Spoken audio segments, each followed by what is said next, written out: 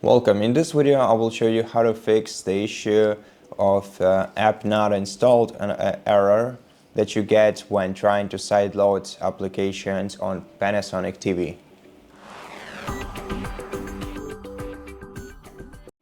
So the reason for that is because the application or the file explorer that you're trying to use to sideload this application doesn't have permissions to install applications from unknown sources, and you can easily change that by pressing the gear button on your remote control to open settings, then entering all settings.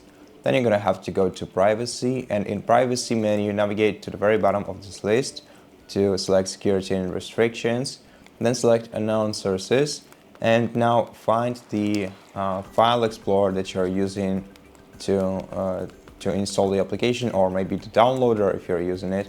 Then switch the toggle to the right next to it, and then try to install this application once again. Just make sure that you are installing applications from trusted, secure sources. And so that's it. Thank you for watching this video. If you liked it, please consider subscribing to our channel, leave us a like in the comment below, and I'll see you in the next one.